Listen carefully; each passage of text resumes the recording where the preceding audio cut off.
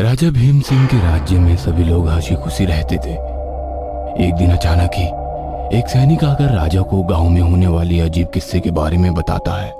राजा की जय हो महाराज, आपके राज्य में अजीब और खतरनाक घटनाएं हो रही है, आप बचाओ सभी को।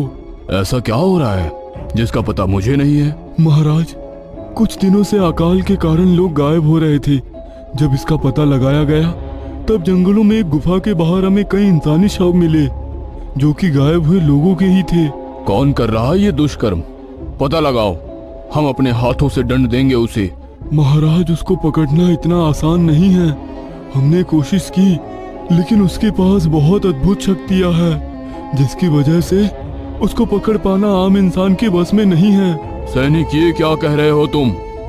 हाँ, क्या जानते नहीं तुम किसके सामने बोल रहे हो? ऐसा कौन इंसान है वो जिसके पास हमसे भी ज्यादा शक्ति है? महाराज, वो इंसान नहीं, एक पिशाच है जो लोगों का खून पीकर शक्तिशाली बनता है। अगर अभी हमने कुछ नहीं किया तो कल को हमारी राज्य का बचना मुश्किल है। सैनिक की बात सुनकर राजा तुरंत ही अपनी महानुभावी सलाहकार की बैठक करते हैं। आप सभी ने दरबार में हुए वार्तालाप को सुना है, इस बारे में हमें क्या करना चाहिए? महाराज, हमें उस पिशाच को जल्द ही ढूंढकर मारना होगा, तभी हमारा राज्य बच सकता है। महाराज, उस पिशाच को मारना इतना आसान नहीं है। ऐसे पिशाच को केवल एक ही हथियार से मारा जा सकता है। कौन सा हथियार और कहाँ मिलेगा वो?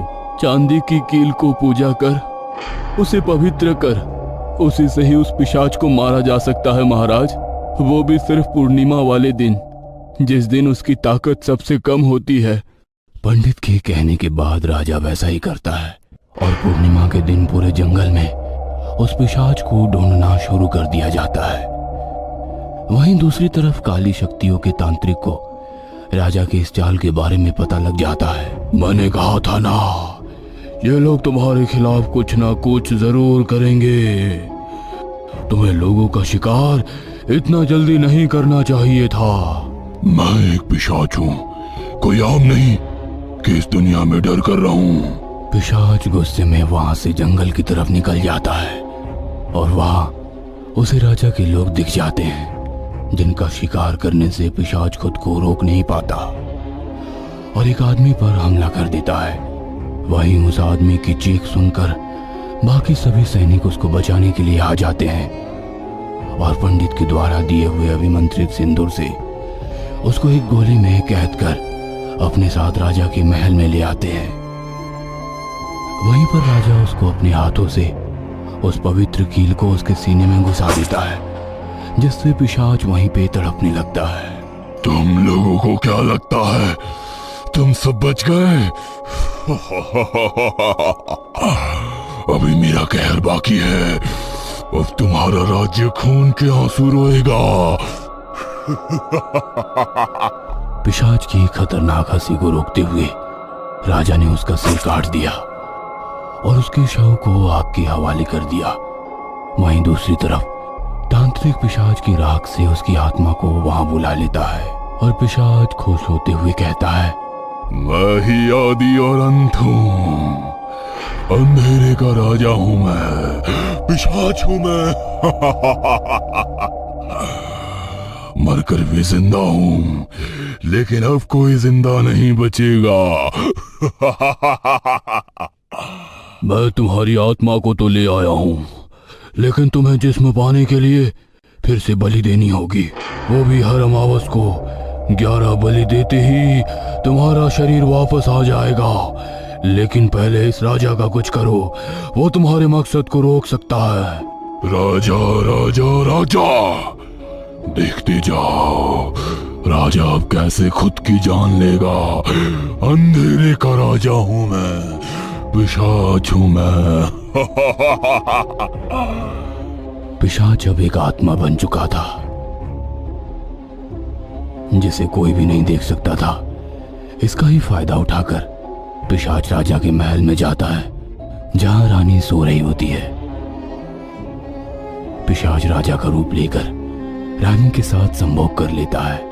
कुछ दिन उस राज्य में सब ठीक रहता है, लेकिन जब राजा को पता लगता है कि रानी गर्भ से है वो पंडित को बुलवाते हैं बच्चे के बारे में जानने के लिए। तब पंडित कहता है, घोर अनर्थ महाराज, घोर अनर्थ। ये बच्चा काल का रूप है। ये क्या कह रहे हैं आप? ऐसा कैसे हो सकता है? महाराज, ये बच्चा कोई मामूली बच्चा नहीं है। ये एक ब्रह्म पिशाच है और ये बच्चा आपका नहीं बल्कि उस पिशाच का है जिसे आपने मारा था। ऐसा कैसे हो सकता है पंडित जी? वो तो मर गया था। हम अपनी दूरदृष्टि से देख सकते हैं महाराज कि कैसे उस पिशाच ने आपका रूप लेकर रानी के गर्भ में अपना अंश छोड़ा। यह ब्रह्म पिशाच बहुत खतरनाक होगा महाराज। पूरी धरती पर इसके जैसा कोई नहीं होगा। तो अब हमें क्या करना चाहिए? क्या इस बच्चे को मार दें? ऐसा नहीं कर सकते महाराज। ये बच्चा मारा नहीं जा सकता। इस पर काली शक्तियों का कवच है। हमें रानी को मारना होगा। उनके मरने के बाद ये बच्चा भी गर्भ में मारा जाएगा।